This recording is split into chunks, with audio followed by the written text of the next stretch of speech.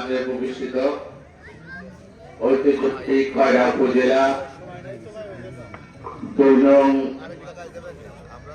বাগালী ইউনিয়নের ওয়ার্ডের আজকের এই আলোচনা সভায় আমি উপস্থিত হতে পেরে নিজেকে ধন্য মনে করছি।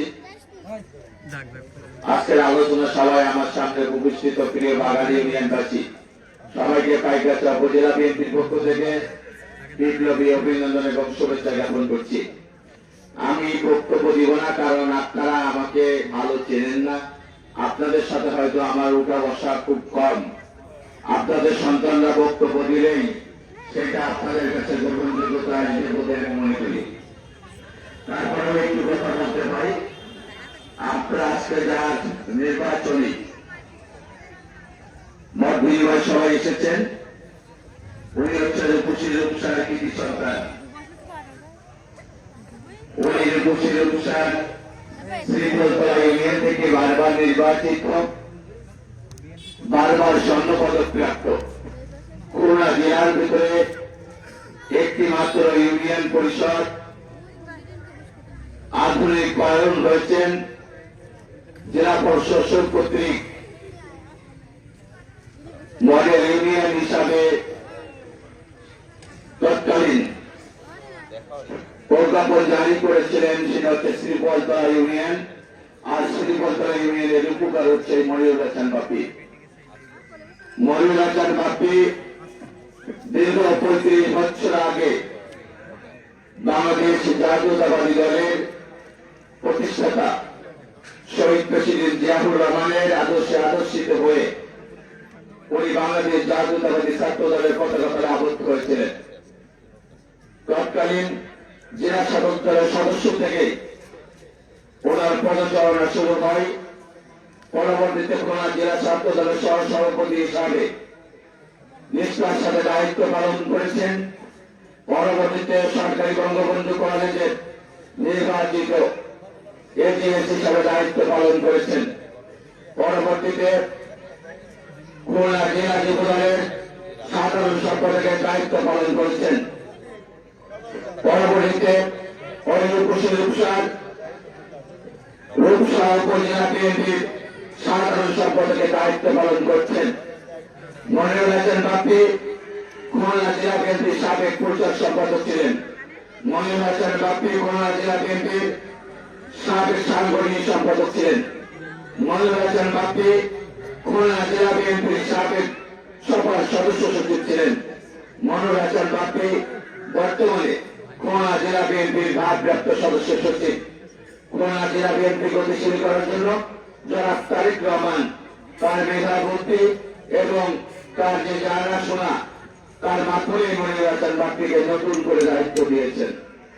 সাথে সাথে মনিরুল হাসান বাপ্পিকে এই অবহেলিত কয়রা পাইকগাছা করার জন্য আমাদের পাইকগাছা কয়রায় পাঠিয়েছেন। মনিরুল হাসান বাপ্পি একদিন পেয়ে ওঠা কোন রাজনৈতিক নেতা নয়।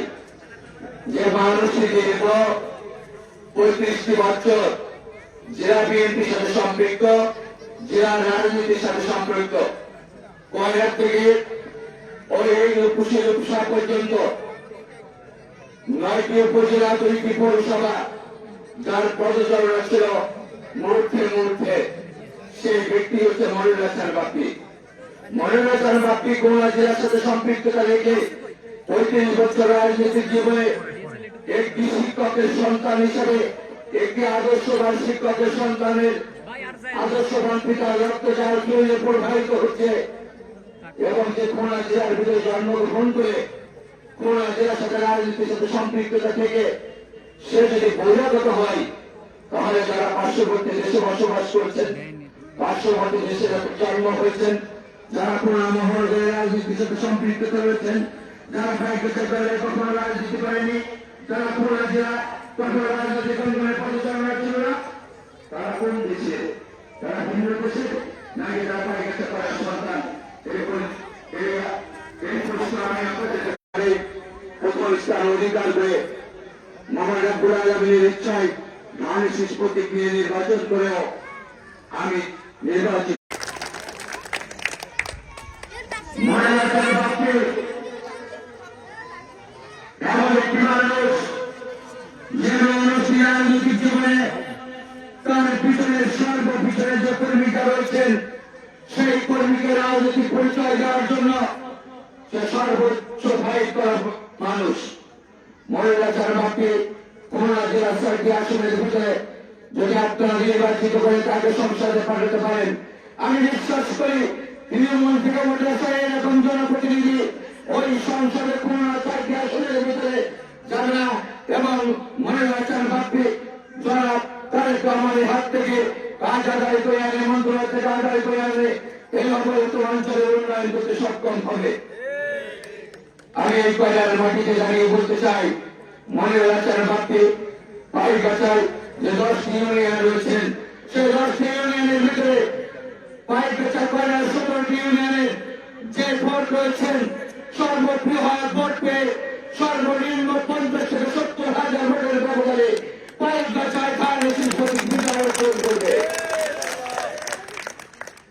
আমরা অত্যন্ত ভারাক্রান্ত করে বলতে চাই, মনে রাখার বাক্যে যখন আমরা শুনতে পাই আমাদের প্লেয়ারের এই কয়লা ইউনিয়নে কয়লা উপজেলার 7টি ইউনিয়নে এটা নাকি জামাত অধ্যুষিত এলাকা, এখানে কি মনিরুল হাসান বাপ্পি নির্বাচনে 50,000 ভোটের ব্যবধানে হেরে যাবেন। আমি আপনাদের কাছে প্রশ্ন করতে চাই, এই অঞ্চল কি জামাত অধ্যুষিত এলাকা? আপনারা বলবেন যদি জামাত অধ্যুষিত এলাকা না হয়ে থাকে তাহলে আমাদের প্রিয় নেতা জনাব তারেক রহমানের কাছে আগামী 12 তারিখে ধানের শীষে ভোট দিয়ে প্রমাণ করতে হবে জামাতের বিভণ্ড রাজনৈতিক দল জামাত এই দেশে আমাদেরকে বিক্রি করে বিএনপিকে বিক্রি করে জাতীয় সংসদে গিয়েছিলেন। জামাতকে ব্যক্তিগতভাবে জাতীয় সংসদে যাওয়ার মতো কোনো যোগ্যতা নাই। কি আগামী 12 তারিখে আপনারা সকলে ধানের শীষ প্রতীকে ভোট দিয়ে এই কয়লার অবনত মানুষ জনাব তারেক রহমানের কাছে প্রমাণ করতে পারবেন যে আপনারা ধানের শীষের লোক, আপনারা জামাতের লোকটা যদি পারেন তাহলে সকলে হাত উঁচু করে বলবেন যে আপনারা আগামী 12 তারিখে আমার বাবারা হিন্দু ভাইয়ের কাছে আপনারা প্রমাণ করেন যে আপনারা ধানের শীষকে ভালোবাসেন, ধানের শীষের পক্ষে আপনারা ভোট প্রদান করবেন। আরেকটি কথা আপনাদেরকে বলতে চাই, বাংলাদেশ আওয়ামী লীগ বাংলাদেশের রাজনৈতিক অঙ্গন থেকে বিদায় নিয়েছে। বর্তমান প্রধান উপদেষ্টা সহ উপদেষ্টারা করেছেন নিষিদ্ধ আওয়ামী লীগের রাজনীতি নিষিদ্ধ করেছে। যে কারণে আওয়ামী লীগ নির্বাচনে আসতে পারবে না। বাংলাদেশে যে 2টি দল অংশগ্রহণ করবেন, একটি হচ্ছে বাংলাদেশের সর্ববৃহৎ এশিয়া মহাদেশের বাংলাদেশ জাতীয়তাবাদী দল, আর একটি হচ্ছে জামাত ইসলামী বাংলাদেশ। জামাত ইসলামী বাংলাদেশ স্বাধীনতার পক্ষে না বিপক্ষে এই প্রশ্ন আমি আপনাদের কাছে রেখে যেতে চাই। 1971 সালে যখন স্বাধীনতা যুদ্ধের জন্য শহীদ রাষ্ট্রপতি জিয়াউর রহমান ময়দানে যুদ্ধ করছিলেন, তখন ওই জামাতের নেতাকর্মীরা বাংলাদেশের এই নামটি পৃথিবীর একটি ভূখণ্ডে না লেখানোর জন্য ওই পাকিস্তানি হানাদের বাহিনীদের জ্বালানে ব্যস্ত ছিলেন। এই যে জামাত ইসলামের নেতাকর্মীরা ছিলেন তাদের আমাদের মা বোনদের বাহিনী দেখিয়ে দিয়েছেন। ওই বাহিনীরা তাদের মনোরঞ্জনের জন্য আমাদের লক্ষ লক্ষ মা বোনদের নেতৃত্বে বিরোধিতা করেছে। আমাদের লক্ষ লক্ষ ভাই রক্তের বিনিময়ে রক্তের বিনিময়ে পরিবর্তনের বিনিময়ে আমরা বাংলাদেশের নাম লিখিয়েছি পৃথিবীর মুখে একটি ছোট্ট দেশ বাংলাদেশ।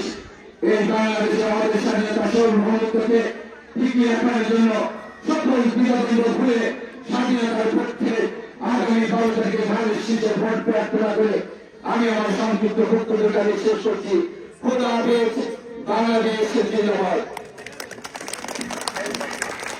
ধন্যবাদ ভাইরা মুবারককে অনেক গুরুত্বপূর্ণ বক্তব্য দেওয়ার জন্য আমাদের মাঝে উপস্থিত হয়েছেন খুলনা জেলা যুব দলের যুগ্ম আহ্বায়ক ভাই হাবিবুর নবী খান ফিরানি। উপস্থিত হয়েছেন খুলনা জেলা যুব দলের যুগ্ম আহ্বায়ক ইঞ্জিনিয়ার জাহিদুর রহমান সুমন। আমাদের মাঝে উপস্থিত হয়েছেন মহেশপুর ইউনিয়ন বিএনপির সাবেক আহ্বায়ক জি এম রফিকুল ইসলাম। প্রিয় নেতৃবৃন্দ, আমি ইনামুল ভাইয়ের কথা শুনে শুরু বলে একটি কথা বলতে চাই।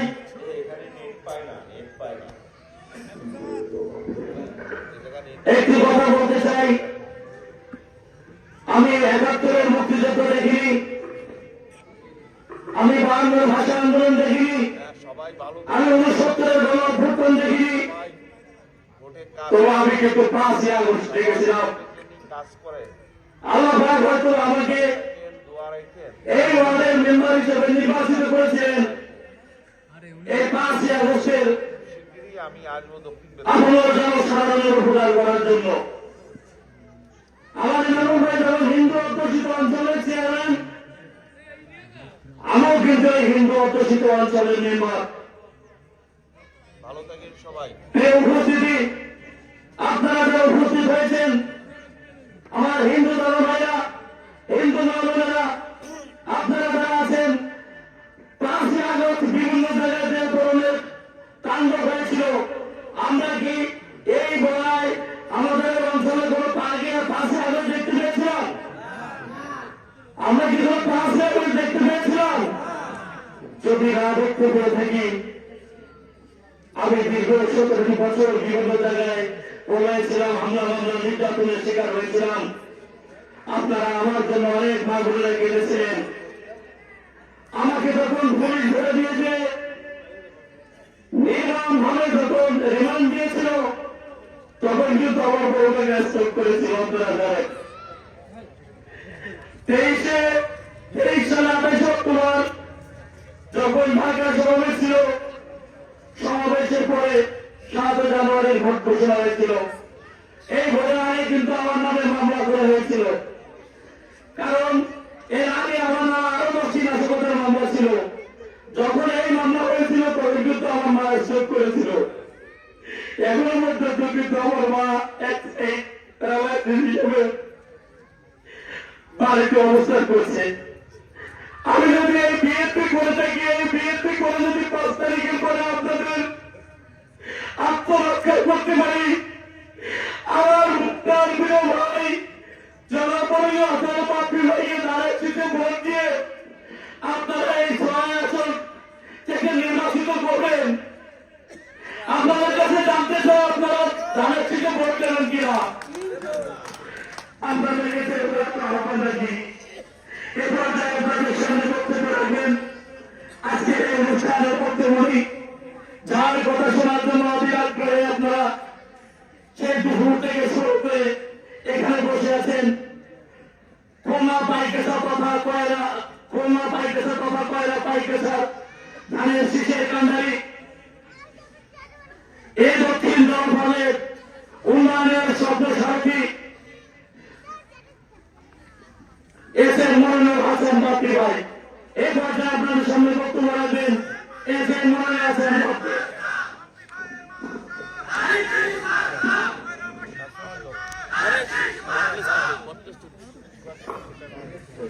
বিসমিল্লাহির রহমানির রহিম। বিসমিল্লাহির রহমানির রহিম। আমার মুসলমান ভাইদের আসসালামু আলাইকুম, হিন্দু ভাইদের আদাব। উপস্থিত বিএনপি নেতৃবৃন্দ সবাই নাম আপনারা শুনেছেন, যারা আছে আমি নতুন করে নাম বলতে চাই না। সামনে আমার মা বোন কাকিমারা, আমার মুরব্বী স্বজন, যুবক ভাইয়েরা, আপনারা জানেন যে আগামী জাতীয় সংসদ নির্বাচন 12 তারিখে, 12ই ফেব্রুয়ারি, এই নির্বাচনে ধানের শীষ নিয়ে আমি প্রতিদ্বন্দ্বিতা করছি। ধানের শীষ কার প্রতীক? পাপড় একটু এই পাশে সরে যেতে বলা হয়। ধানের শীষ কার প্রতীক? ধানের শীষ জিয়াউর রহমানের প্রতীক, খালেদা জিয়ার প্রতীক। যে নেত্রী দীর্ঘদিন জেল খেটেছে, যে নেত্রী যতবার আমাদের গণতন্ত্র হারিয়ে গিয়েছে, গণতন্ত্রকে রুদ্ধ করা হয়েছে বা ক্রুদ্ধ করা হয়েছে, ততবার ওই নেত্রীর নেতৃত্বেই গণতন্ত্র পুনরুদ্ধার হয়েছে। যে মা তার সন্তানের কথা চিন্তা না করে দুটি সন্তানকে এত নির্যাতন নিপীড়ন 111 সরকার যখন নির্যাতন করছিল, দুটি সন্তানকে ভিডিও কলে ওনাকে লেখানো হয়েছিল যে তোমার সন্তানদের মারধর করা হচ্ছে, তুমি এই দেশ ছেড়ে চলে যাও, তা নাহলে তোমার সন্তানকে মেরে ফেলা হবে। ওই সময় নেত্রী বলেছিল আমার তো দুটি সন্তান মৃত্যুবরণ করবে, কিন্তু এদেশের এই যে 16 কোটি মানুষ যারা আমার মুখের দিকে তাকিয়ে আছে, যাদের ভালোবাসায় আমি 3 বার প্রধানমন্ত্রী হয়েছি, সে মানুষগুলো কি হবে? আমি আমার দুটি পেটের সন্তানের জন্য এই দেশ ছেড়ে চলে যাব, আর এদেশের 16 কোটি মানুষ যারা আমার মুখের দিকে তাকিয়ে 3 বার প্রধানমন্ত্রী বানিয়ে জিয়া পরিবারের প্রতি কৃতজ্ঞতা দেখিয়েছে, তাদেরকে ছেড়ে আমি বাংলাদেশ থেকে যাব না। এই মাটি আমার, এই মাটিতে জন্ম হয়েছে আমার, সেই জন্মভূমি ছেড়ে আমি কোথাও যাব না। সেই নেতৃত্ব জেলখানার স্যাঁতসেঁতে একটি কারাগার, পরিত্যক্ত কারাগার, সেখানে আটকে রাখা হয়েছিল 1.5 বছর।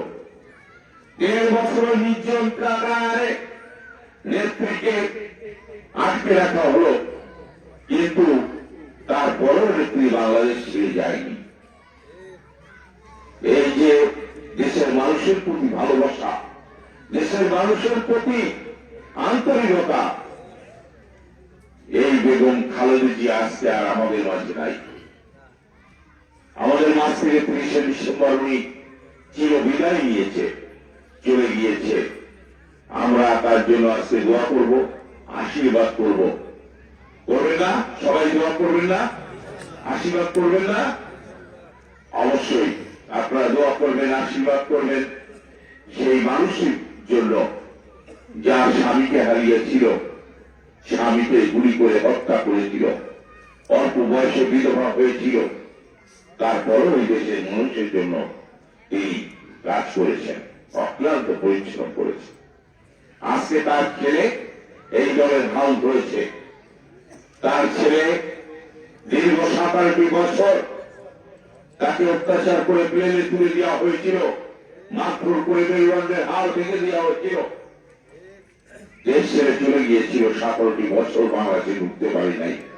17 বছর পরে বাংলাদেশে এসেছে, এখন এই দলের হাল ধরেছে।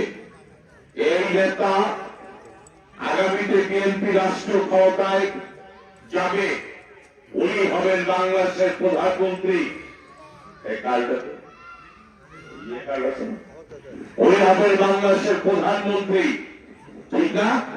সবাই জানে বাংলাদেশের প্রধানমন্ত্রী হবে। আর প্রধানমন্ত্রী হয়ে কি কি কাজ করবেন উনি ঘোষণা দিয়েছে, আপনারা জানেন কি কাজ করবেন? প্রথম কাজ হবে ফ্যামিলি কার্ড। এই যে ফ্যামিলি কার্ড, এই ধরনের কার্ড পাবেন আপনারা। মহিলারা বাড়ির সবচেয়ে যে সিনিয়র মহিলা থাকবে, বয়স্ক, তার নামে এই কার্ডটি হবে। এই কার্ডে কি পাবেন? এই কার্ডে পাবেন প্রতি মাসে 2000 থেকে 2500 টাকা প্রতি পরিবারের জন্য এই ফ্যামিলি কার্ড করা হবে। উনি ঘোষণা দিয়েছেন যেদিন বিএনপি ক্ষমতায় যাবে তারপর থেকে এটা চালু হবে। যদি ওই মহিলা মারা যায়, বিধবা কার্ড, বয়স্ক কার্ড বাতিল হয়ে যায় না? এই কার্ড কিন্তু বাতিল হবে না। এই কার্ড ওই ফ্যামিলির আরেকজন বয়স্ক মহিলার নামে, পরবর্তী মহিলা যিনি থাকবে তার নামে এই কার্ডটি হবে। তাহলে 2200 টাকা যদি পাশে আমাদের একটি পরিবারের ভর্তুকি পাই, তা আমাদের ভালো হবে না? লাভ হবে না? একটু তো সাশ্রয়ী হবে, তাই না? ঠিক। এই শুধু নয়, আরো রয়েছে আমাদের সমাজে। আমরা তো 80% লোক কৃষক, তাই না? কৃষিকাজ করে খাই। কৃষকদের জন্য রয়েছে কৃষি কার্ড, এই কার্ডের কাজ হবে কৃষি কার্ড। করিম, রহিম, জব্বার যারা এই কৃষিকাজ করবে তারা এই কার্ডটি পাবে। এই কার্ডে আপনি সার কিনতে পারবেন, বীজ কিনতে পারবেন, ওষুধ কিনতে পারবেন, সেচের তেল কিনতে পারবেন। যে যে প্রয়োজনীয় জিনিস আছে কৃষকের সেইগুলো সব কিনতে পারবেন এই কার্ড দিয়ে। গভর্নমেন্ট আপনাদের ভর্তুকি দেবে। আর এই কার্ডে অনেক সময় আমাদের লোনের দরকার হয় না, ব্যাংকের লোন, যে আমরা লোন নিয়ে চাষাবাদ করব, কিছু লোনের দরকার, ব্যাংকে ব্যাংকে ঘুরতে হয় না, সব ব্যাংকের ম্যানেজারদের পাঁচ ঘুরতে হয়, ঘুষ নিতে হয়, খাওয়াতে হয়, আর দরকার হবে না। এই কার্ডটি নিয়ে যবে আপনি ব্যাংকে যাবেন, ব্যাংক আপনাকে লোন দিতে বাধ্য। ফাইল নিয়ে বগলে দৌড়াতে হবে না।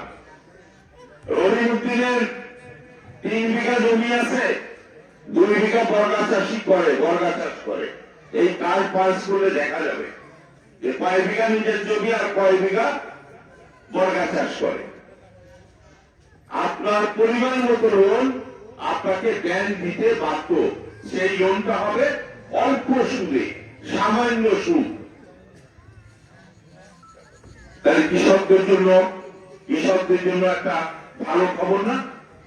শুধু এই না, শ্রমিকদের জন্য এরকম অনুরূপ কার্ড রয়েছে। শ্রমিক হাত ভরিয়ে গেলে, পা ভরিয়ে গেলে কাজ করতে যে তার পরিবারকে তার টিকিটের জন্য টাকা দেওয়া হবে। আর যদি কোন শ্রমিক মৃত্যুবরণ করে তাহলে সেই শ্রমিককে আপনার তার পরিবারকে একটা বড় ধরনের ভর্তুকি দেওয়া হবে, যাতে ওই পরিবার কিছু একটা করে খেতে পারে। আর এই যে 3টি ওয়ার্ড ছিল না, সাবেক ওয়ার্ড, আপনাদের আগে সাবেক 3টে ওয়ার্ড মিলে একটা ওয়ার্ড ছিল না, এই 3টি ওয়ার্ড মিলে একটি হাসপাতাল নির্মাণ করা হবে। সেখানে মেয়েদের ডেলিভারি, তারপরে ছোটখাটো যেসব অপারেশন, ট্রিটমেন্ট ওই আপনার এলাকায় বসেই করতে পারবেন, দূরে আর হাসপাতালে যাওয়া লাগবে না। তারপরে বাচ্চারা স্কুলে যাবে, দুপুরবেলা বাচ্চাদের খাবারের ব্যবস্থা করা হবে স্কুলে। তারপরে আপনার যারা স্বাস্থ্য সেবার দরকার তাদের জন্য একটি কার্ড থাকবে, ওই কার্ড দিয়ে বিভিন্ন জায়গায় ডাক্তার দেখাতে পারবেন, ওষুধ কিনতে পারবেন। বিভিন্ন ভাবে এই ধরনের 10 প্রকার কার্ড দেওয়া হবে। যারা খেলাধুলো যারা করে তাদের জন্য কার্ড থাকবে, তাদের জন্য ভর্তুকি থাকবে। প্রত্যেকটা সমাজের সব শ্রেণীর মানুষ যাতে সরকারি সুবিধা পায় সেই ব্যবস্থা তারেক রহমান ঘোষণা দিয়েছে। তাহলে আমাদের এই যে বাঘালী ইউনিয়নে মানুষ যদি বিরোধী দলকে ভোট দেয়, তাহলে এমপি যদি বিরোধী দলের হয় আর প্রধানমন্ত্রী যদি ধানের শীষের হয়, তারেক রহমান হয়, এই এলাকার এই যে রাস্তাঘাট, পানির কষ্ট, মানুষের বৃষ্টি পানি পায় না, পানির অনেক কষ্ট, তাই না? তাই মানুষকে যদি বৃষ্টি পানি খাওয়াতে হয়, রাস্তাঘাটগুলো ঠিক করতে হয়, স্কুল কলেজগুলো ঠিক করতে হয়, তাহলে কি ওই বিরোধী দলের প্রার্থীকে ভোট দিলে কি এগুলো করতে পারবে? এগুলো তার দ্বারা করা সম্ভব হবে? কখনোই না। তিনি বরাদ্দই পাবেন না, তাই উন্নয়ন হবে না। উন্নয়ন হতে গেলে ধানের শীষে ভোট দিতে হবে। ধানের শীষ রাষ্ট্রীয় ক্ষমতায় যাবে এবং তাদেরকে ভোট দিতে হবে। আজকে আমরা যারা বাঙালিবাসী আছি, আমি দূর থেকে অনেকে বলে বাঙালিতে অনেক লোক জামাত করে, আমি তো দেখি না। আমি তো দেখছি বিএনপি নেতা কর্মী থেকে শুরু করে সাধারণ মানুষের মতো ধানের শীষ প্রেম, ভালোবাসা অনেক বেশি। এই অঞ্চলের মানুষ উন্নয়ন চায়, এই অঞ্চলের মানুষ কথা দিয়ে মালা বানিয়ে কেউ খুশি করে গেল,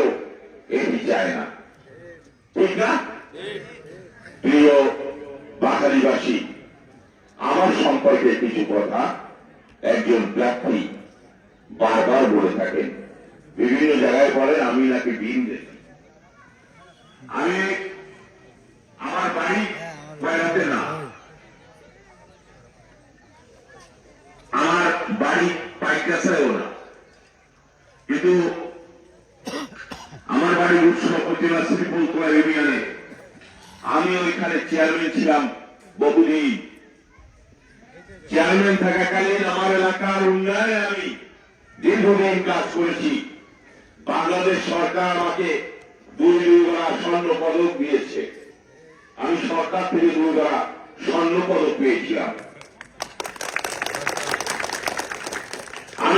আমার বাবা ছিলেন একজন স্কুলের হেডমাস্টার, আমি একজন স্কুলের হেডমাস্টারের সন্তান। আমার বাবা তার আদর্শ নিয়ে আমাকে লালন পালন করে বড় বানিয়েছে। আমি আমার বাবার আদর্শটুকু ধরে রেখেছি। আমি খুলনা শহরে বাস করি। যে প্রার্থী, জামাতের প্রার্থী, উনি যে বলে আমার বাড়ি এখানে না, উনি কোথায় বাস করেন? উনি বসবাস করেন খুলনা শহরে, আমিও বসবাস করি খুলনা শহরে। উনি এখানে আসেন খুলনা শহর থেকে, আমিও আসি খুলনা শহর থেকে। তাহলে ওনার সাথে আমার পার্থক্যটা বোধহয় আছে? কোন পার্থক্য? উনি নাকি কয়লার সন্তান।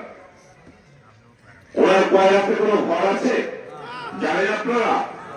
ওনার ওই 6 নম্বর না 6 নম্বর কয়লা, ওখানে যে খবর নেবেন ওনার কোন ঘর নাই, ওনার কোন জমিও নাই ওখানে। ওনার চাচাদের জমি আছে, চাচাদের ঘর আছে, ওনার ঘর নাই। উনি আসলে এই এক দলের নেতার বাড়িতে থাকেন এখানে আশেপাশে। দলের নেতার বাড়ি থেকে নির্বাচনী প্রচার চালান, আর আমিও আমার দলের নেতা কর্মীর বাড়ি থেকে আমি প্রচার চালাই। উনি খুলনা শহর এসে আপনাদের ছেলে দাবি করে। ওনার জন্ম কোথায় হয়েছে জানেন আপনারা? ওনার জন্ম হয়েছে ভারতে। উনি এই কয়লায় জন্মগ্রহণ করেন নাই। ওনার বাবা এসেছিল বিনিময় করে, হিন্দুদের সাথে বিনিময় করে না, ইন্ডিয়া থেকে জমি বিনিময় করে এসেছিল এলাকায়। তারপরে ওনারা খুলনা শহরে চলে গেছে। এই এলাকায় আর বসবাস করি নাই, ওনার একটা চাচা বসবাস করে।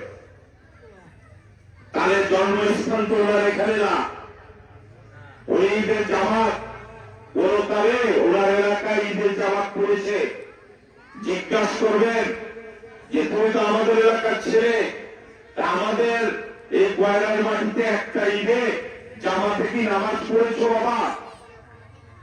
জিজ্ঞাসা করবেন মুরব্বীরা। ওই একটা ঈদেও কয়লার মানুষের সাথে নামাজ পড়ে নাই, ঈদের নামাজ পড়ে নাই। উনি খুলনাতে রাজনীতি করেন শহরে, উনি খুলনাতে ঈদের নামাজ পড়েন। তাই আমার সাথে ওনার কতটুকু পার্থক্য?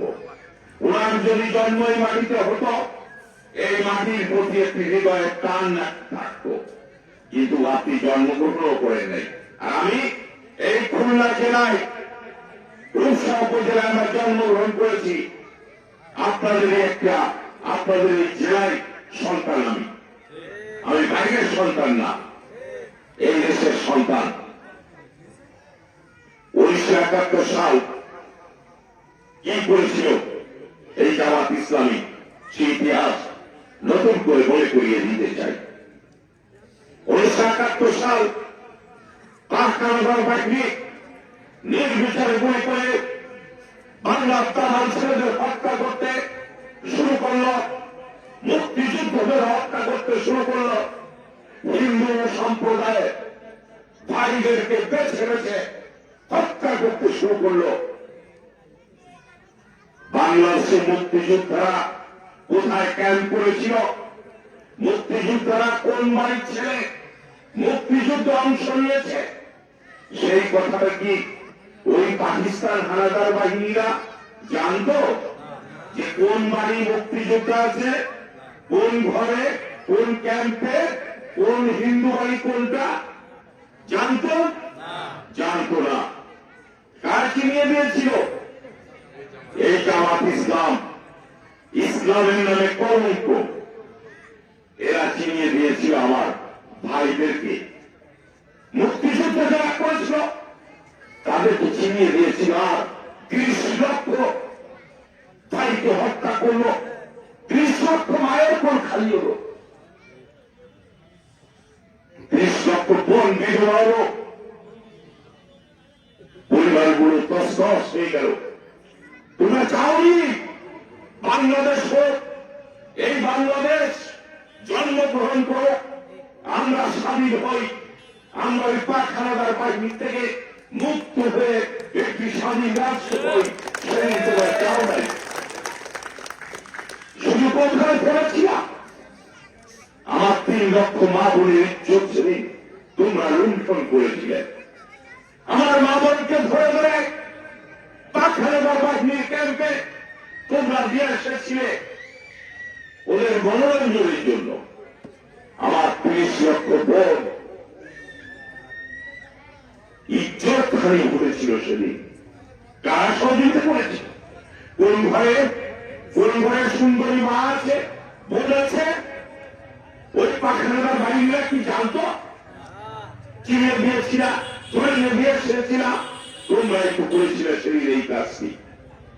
আজকে বাংলাদেশ তোমরা চাও নাই, আজকে বাংলাদেশ স্বাধীন হয়েছে আমার 30 লক্ষ ভাইয়ের রক্তের বিনিময়, আমার 3 লক্ষ মা বোনের ইজ্জতের বিনিময়। আর সেই বাংলাদেশে এমপি হওয়ার সব জায়গায়, মন্ত্রী হওয়ার সব জায়গায়, রাষ্ট্র ক্ষমতা চালানোর সব জায়গায় তোমাদের।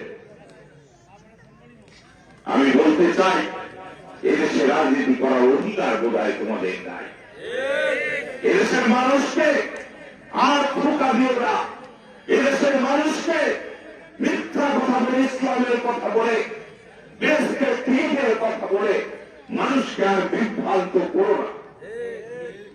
তোমাদের দোহাই লাগে, এই জাতি যত ক্রান্তি রত্ন পার করেছে, তোমরা জাতির সাথে বিশ্বাসঘাতকতা করেছো, বেঈমানি করেছো। হ্যালো,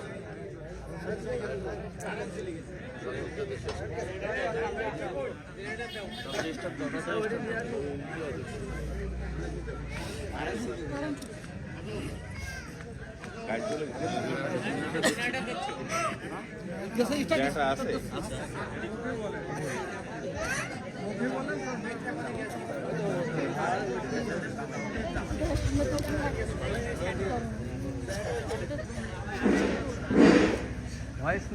আমার মা বোনেরা সন্ধ্যা আগত মুরব্বী সাজের নামাজে যাবে, ঘরে ফিরে যাবে, ঠান্ডার দিন। আমি আপনাদের কাছে বেশি সময় আর নিব না, আমি শেষ করে দিচ্ছি। আমি শুধু বলতে চাই যে আমাদের এই কয়লাকে যদি করতে হয়, উন্নয়ন করতে হয়, আমাদের যে মৌলিক সমস্যা আছে, আমাদের যে কষ্টের যে সমস্যা আছে, আমি কথা দিচ্ছি আমাকে আপনারা ভোট দিয়ে বানালে আমি এই অঞ্চলের উন্নয়নের যে অসমাপ্ত অংশ রয়েছে, যে উন্নয়ন বাকি রয়েছে, সকল উন্নয়ন আমি আপনাদের করে দেব ইনশাআল্লাহ। আমি আপনাদের ছেড়ে যাব না, আপনাদের পাশে রাখবো, আপনাদের ভোট দিয়ে আপনাদের সাথে প্রতারণা করব না। আপনাদের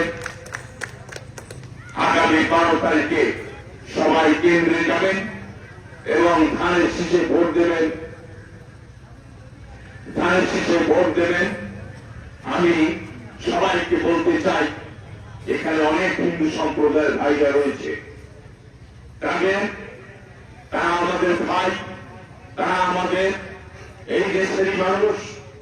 তাদের পরে কেউ চোখ লাগিয়ে কথা বলবেন না, তাদের সঙ্গে কেউ খারাপ ব্যবহার করবেন না।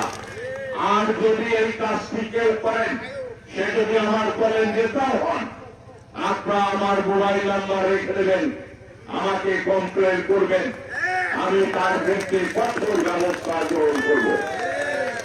অতীতে যদি আমার নেতা কর্মী কোন প্রকার ভুল করে থাকে, তার জন্য আমি ক্ষমা চাচ্ছি আপনাদের কাছে। আমার নেতা কর্মীর পক্ষ থেকে আর ভবিষ্যতে এই ধরনের ঘটনা আর ঘটবে না। আমি কথা দিয়ে গেলাম আপনাদের সকলকে ধন্যবাদ। দেখা হবে আবার।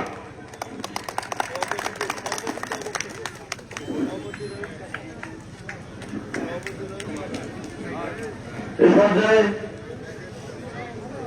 সভাপতির সমস্ত বক্তব্য দিচ্ছেন বাঙালি ইউনিয়ন বিএনপির সাবেক সভাপতি এস এম আব্দুর রহিম। বিসমিল্লাহির রহমানির রহিম। আজকে শেষ ভোটকে ভোট দেবেন এই আশাবাদ ব্যক্ত করে আমি আমার কথা শেষ করলাম এবং 5 তারিখের পরে আপনাদের পাশে এসেছিলাম, সে কথা নতুন করে বলা লাগতো না, আপনারা অনেকেই জানেন। তো ভালো থাকেন,